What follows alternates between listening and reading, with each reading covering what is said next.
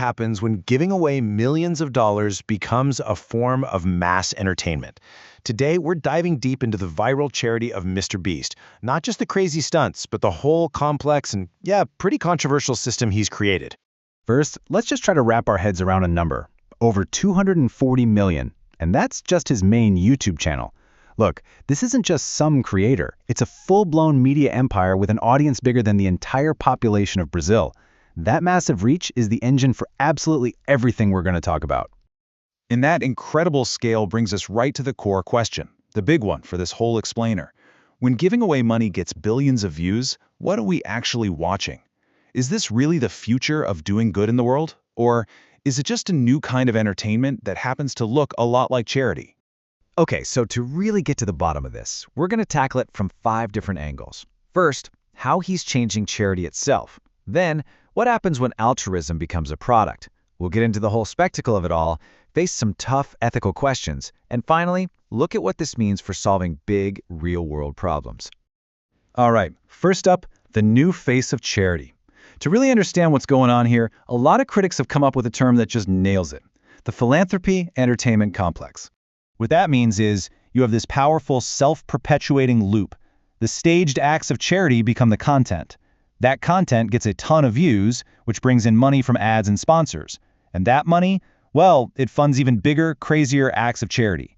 It's a perfect feedback circuit that just keeps spinning. You know, the mechanics behind it are pretty simple. In the attention economy of a platform like YouTube, views are literally currency. So a good deed isn't just a good deed anymore. It's the raw material. It's an investment that's expected to generate a return in the form of clicks, views, and engagement. And that business model leads us into a much deeper economic critique. What actually happens when the very idea of helping someone becomes a product you can package and sell? So to unpack this, we actually have to pull out a concept from, believe it or not, Karl Marx, commodity fetishism. It sounds complicated, but the idea is pretty simple. It's when we start to see a product as having this kind of magical value all on its own, and we totally forget about all the human beings and the labor it took to make it. Just think about a pair of super expensive sneakers, right? Their price has almost nothing to do with the cost of the rubber and the fabric. You're paying for the logo, for the celebrity who wore them, for the idea of coolness. All the actual human work that went into making them just disappears. The brand's image is what you're really buying. And critics argue that when you apply this exact same process to charity, something really fundamental breaks. As the writer Z Squirrel puts it, the second you turn a virtue like giving into a commodity, something to be sold for views, you instantly distort and pervert it. So in the Mr. Beast model, the argument goes that the commodity being fetishized is altruism itself. Its value is no longer measured by the actual good it does for a person, but by how well it performs online, how many views and brand deals it can generate. The human act becomes secondary to its value as entertainment. And that idea, well, it leads us directly from the economic side of things to a much bigger social critique, which brings us to our third section, the spectacle of giving. And this idea comes from a French philosopher named Guy Debord. Now, Debord's core argument, which he made way back in 1967, was that in our modern world, authentic, real-life experience was being replaced by its image. We weren't really living life anymore. We were just consuming representations of it on a screen.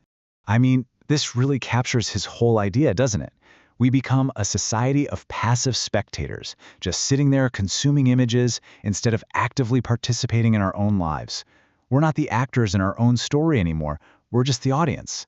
Debord argued this happens in stages. Society, he said, moved from an authentic state of just being to a state defined by having stuff. But the final stage, the one we're in now, is a world defined by appearing. What matters isn't who you are or what you have, it's the image you can project to the world. So if altruism is just another product to be consumed in this big spectacle, what's the real human cost? And that brings us to some very serious ethical questions that have been raised by critics and academics. Okay, so academic analyses have raised some pretty serious ethical red flags. For instance, is consent really informed when the whole point is to capture someone's raw, surprised reaction on camera? Do the people receiving help have any real say in the story, or are they just props? And is their emotional reaction, their gratitude, now basically part of the transaction? And this leads to what might be the biggest ethical critique of all: oversimplification. See, a viral video needs a simple story with a happy ending. So a huge, messy, systemic issue like poverty or lack of healthcare gets boiled down into an individual problem that one wealthy YouTuber can magically solve in a 10-minute video, completely ignoring all the root causes. And that idea is the perfect way to zoom out to our final section, where we look at the big picture, the massive clash between these flashy, spectacle solutions and real systemic problems. At the end of the day, the sharpest critique is that beast philanthropy isn't a solution at all. It's actually a symptom of a society that now seems to prefer these exciting individual acts of kindness over the slow, difficult, and frankly less entertaining work of building better systems for everyone. And this just puts the difference in stark contrast. On one side, you have the spectacle. A YouTuber helps 1,000 people, and it becomes a global viral moment. On the other, the systemic solution. Public healthcare programs in places like Cuba and Venezuela have treated over 4 million people for the exact same condition with pretty much zero fanfare. One is content, the other is policy. What's really fascinating is that after his video curing blindness, MrBeast himself reportedly wondered aloud why the government wasn't already taking care of the problem. And a comment on that reflection captured the entire critique perfectly. If this is so easy to do, then why doesn't the government take care of it already? That is the exact question at the heart of this entire debate. Which leaves all of us with a final thought, right? In an economy where our attention is the most valuable resource there is, every single click is a choice. So when we watch these videos, are we just consuming entertainment? Or are we, in a way, casting a vote for the kind of world we want? A world where we rely on the spectacular generosity of the ultra-wealthy instead of building systems that make sure nobody needs to be saved in a viral video in the first place.